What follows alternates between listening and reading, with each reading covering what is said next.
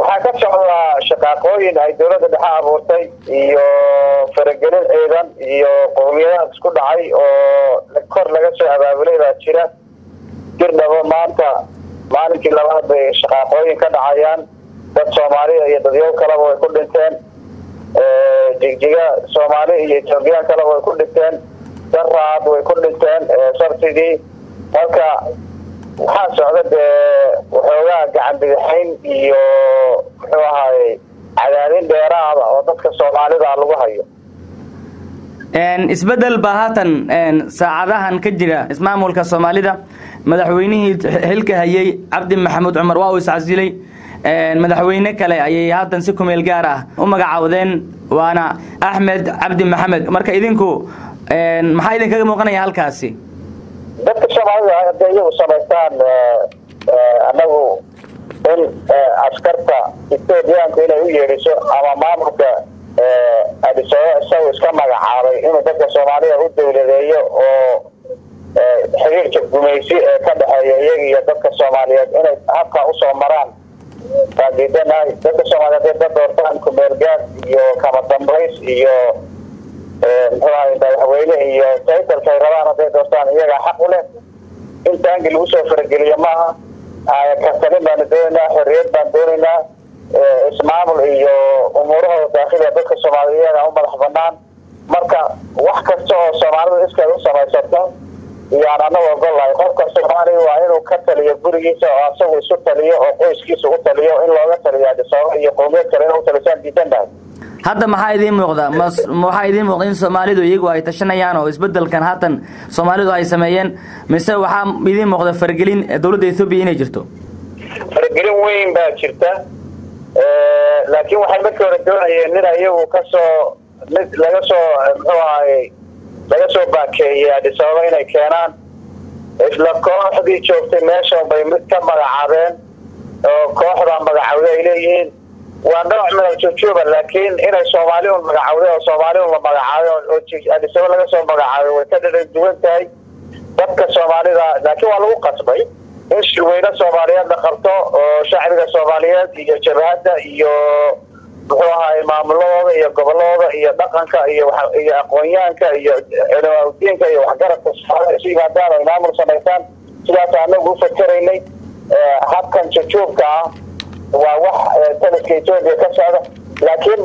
ruux laga soo baakeeyay Addis Ababa inuu san imanin yara baanta wuxuu ahaay marka haatan afayeen isbedelkan haatan dhacay waa taageeraysaan Soomaaliya idinku? anagu yani ma taageerada kamana soo horjeedno waxaa weeye waxaan diidanahay waxaa weeye maamulkan kolkiisii hore si sax looma samaynin dadka Soomaaliyeed xor waxuma doortaan baarlamaan fiican ma laha ismaamulkoodu askarta magacawda waa wax xukun degdeg ku jira mar walba iyo bando iyo xukun military dad si goora loo maamulay marka maxaa taageeraysaa dadka Soomaaliya qora caaladi baa lagu maamulayay marka maamulada boodaysa xisbiyada leh dimuqraadiyadda leh soo doorta ma ahayn marka intiisaas ayada la jujuubayay haddana inay kaga shaqeeyaan ay ku bedelaan ee ku dareen marka si la yaab leh aad looga takooraya madaxa kale in la haysto Soomaalida oo la gubaysanayo oo shisheeye yihiin taas cadeyno isbedelkan haatan dhacay muxuu bedeli karaa xaaladihii rabshadaha ahayd ee maalmahan socday?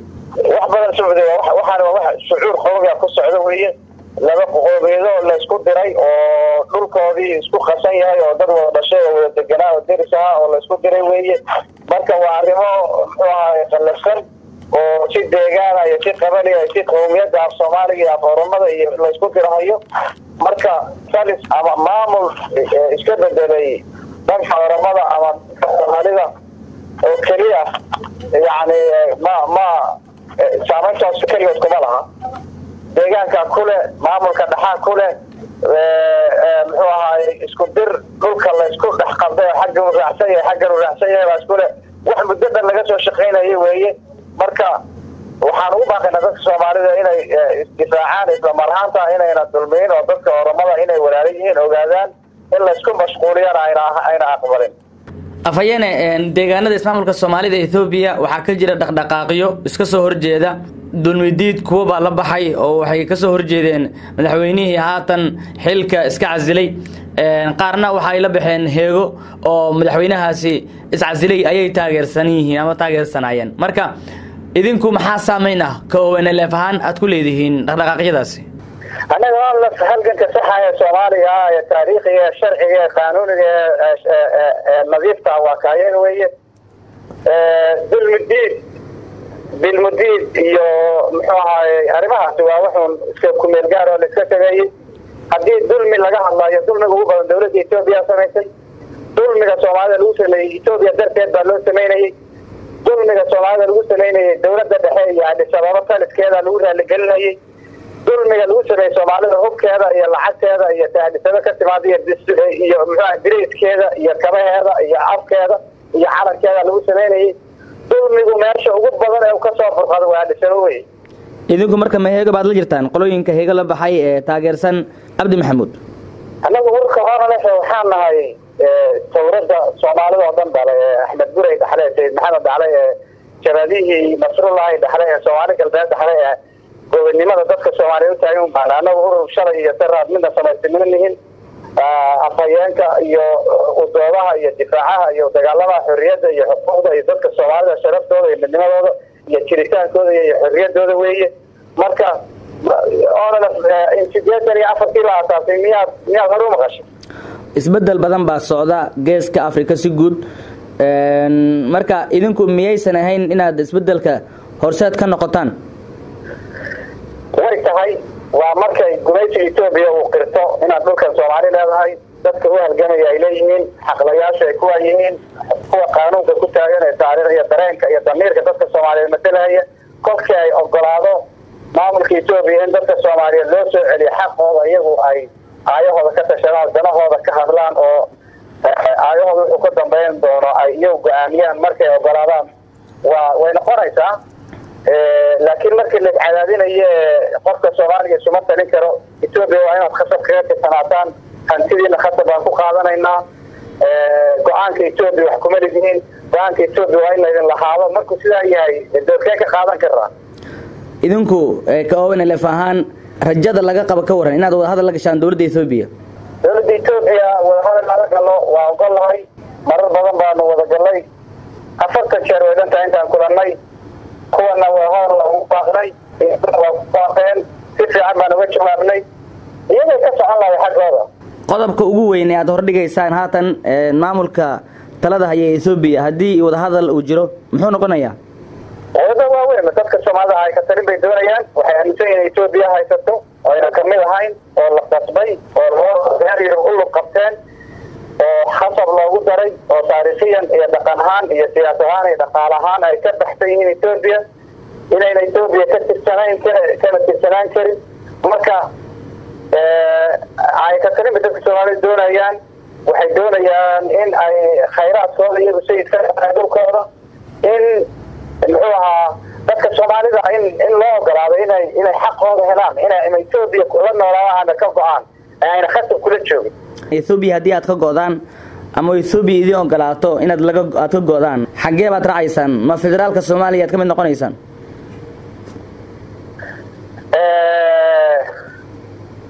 dadka Soomaaliyeed ogaadeen ku nool baa la weydiinayaa meesha ay rabaan marka ay ka talinta la dabaqayo waxaa la weydiiyaa dadka doorashooyin kala duwan ma Itoobiya la noolaan ma gooni baad istaagi ma Soomaaliya la noolaan ma Djibouti baad la noolaan ma Itoobiya xaalad gooni oo kale kula noolaan xaalad gaar ah maartay shuruudo gaar ah waxyaabo badan baa ayaa loo furaa marka yes oo roobkaliya maaha optionada marka dadka iskala go'aanka dadka intiisa badan waxa anagu ku doodayna waxa weeye dadka naga hal la weydiiyo sida ay doonayaan inay noolaadaan inay gooni taagaan inay Soomaaliya la noolaadaan inay Itoobiya la noolaadaan inay Djibouti la noolaanayaan inay dalka kale la noolaanayaan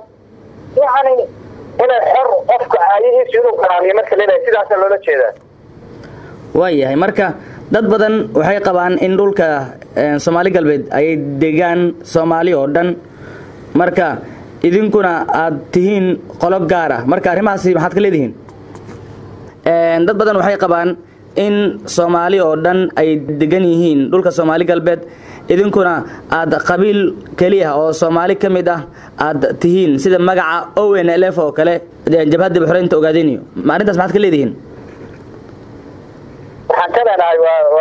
waa arrin aad u daciif ah oo dareemaysa dhulka Soomaali baa kale dadka degan maxay u tirinayaan Soomaali weeye maxay hoos ugu qaybinayaan reero u sheegayaan Soomaali weeye yaa Arabsiya haysata Ethiopia haysata qabaa'ilka duwan Soomaaliya degan laakiin hal qabiil oo Soomaali leeyahay maxaa loo macaansan yahay inay qabiilo kala duwan yihiin loo carab ugu sii dhadhansanaya okay magaca ogaada hadduu qabiil ogaadeen iyo kasoo shaqeeyay ogaadeen dambeelo ma waa Soomaali weeye marka haddaad ogaadeen tirada waa Soomaali haddaad Soomaali tirada waa Soomaali darada Soomaali garbeed waa liitir way koorey nasrullahi radii jiray jabadi koorey jabadi xoreynta ogaadeen baa liitiray jabadi ku soo horeysay leegahay maxaa gooni ku yani magacaas ma Soomaalinimada iyo lahaanshaha dhulka Soomaalidu ay dalka leeyihiin ayuu tiraya ma tirayo bilcagsi wuxuu tirayaa kulli heshiisyada ogaadeen ku saabsan oo dhan magacaas ku qoran tahay inay Soomaali tahay baan la cadeynaya maxaa ku jira marka magaca sida uu ku baxay ma waxaad leedahay waa in ay degan yihiin oo kaliya dadka reer ogaadeen maya Soomaali oo dhan baa degan Soomaali oo dhan baa degan mar haddii marka Soomaalidu laga yaabo inay dagaalka idin kala qayb qaadan lahaayeen balse laga yaabo in magacaasi aad la baxdeen idinku diideen soo laga yaabo maya kuma diidana ninka ogaadeen waa Soomaali deedna ma abartay ka xigta Ethiopia magaca Ethiopia ma u maxaansanaya marka ma ogolyiin gumaysi ma ogolyiin magaca iska radaa magaca lama baxo manfac ma dhaliye Ethiopia gumaysata maraalida ka yihiin inaad Ethiopia ka dagaalanto inaad magac sheegato sababtu ma noqonay inay ku cadaadinayso oo ku dulmaysaa sabab noqdo ka waran ma laga yaabaa inaad idinku dib u soo fiirisaan oo magac kale aad la baxdaan magacan maadaama dadka qaar ay qabaan in aad dad gaar ah isku koobteen magacaas dan gaar ah kuma qabno dadka Soomaaliyeed baa dooran doona markay dalkooda xoreystaan in magac kale loo bedelaan ogolahay Soomaali baan nahay Soomaali annaga dhalay Soomaali annaga ku faana Soomaali annaga inaga soo burqatay Soomaali annaga ka didaynin Soomaali annaga dib u horeyna dadka Soomaalida lagu qiimeeyay anagu Ethiopia waad ka soo horjeedaan idinka marka laga soo tago yaad isleedahay dhinaca kale way noqon karaan oo way idin dhaxdhaxadin karaan hadii ay noqoto in idin dhaxdhaxadiyo dawlad kasta oo aqoonta sharci ah dawlad madax banaan oo leh oo Ethiopia ay ka xishoonayso ama qadarinayso goobjoognimadeeda waan ogolahay inay dhaxdhaxayso hadii lagu heshiiyo intaas la soo horfariisana waa dhici kartaa oo annagu kama baqayno waxa weeye Soomaali baan nahay xaq baan leenahay annaga midaysan Soomaali midaan nahay waa ogaadeen iyo waqayri ogaadeen ma jirto shacbi Soomaali oo Ethiopia ku hoosan oo la gumaysan nahay hal dal iyo hal dad iyo hal dan baan nahay hal diin iyo hal ujeed marka ayaha anagu waan soo dhaxsan karaa dawladda Ethiopia inay xaqiiqada waajahdo oo dadkan dalka kala hadasho ismaamulkoodana faraha uga qaado ayahoodana ay go'aamiyaan intaas xal ku jira kulankii madaxweynaha Soomaaliya aad kula qaadateen Asmara Eritrea qayb ma ka ahayd in dawladda Soomaaliya idin dhaxdhaxadiso idinka iyo Ethiopia arimahaas marka aan ka jawaab doono insha Allah marka dawlado badan baa ku jira dhaxdhaxadinta marka hadda ma sheegayo insha Allah yani marka aan ka hadli doonaa cidda dhaxdhaxadinta wada laakiin way jirtaa sama arintaan ma jecel hadda inaan ka hadlo waayahay ugu dambeyn marka maxaad leedahay xalka haatan qallasa haatan socda dad badan baa ku dhimanaya dad badanna waa ay ku dhaawacmeen hantina waa ay ku burburaysaa xalku muxuu ku jiraa isleedahay xalku wuxuu ku jiraa dawladda dhexe Ethiopia waa in dadka Soomaaliyeed la fariisato waa in la fariisato waa in aayaha dalka laga wada hadlo waa ay ka talinta waa in laga heshiiyo maamulka sidii la diiray laga heshiiyo dadka Soomaaliyeed dalka ka degan nabadgelyo helaan cadaadinta iyo sarkooridda in laga daayo magdhow in la siiyo in dadka Soomaaliyeed si nabadgelyo ay aayahooda u maamulaan una go'aamiyaan aayahooda khatarka ma tirsanaan karaan Ethiopia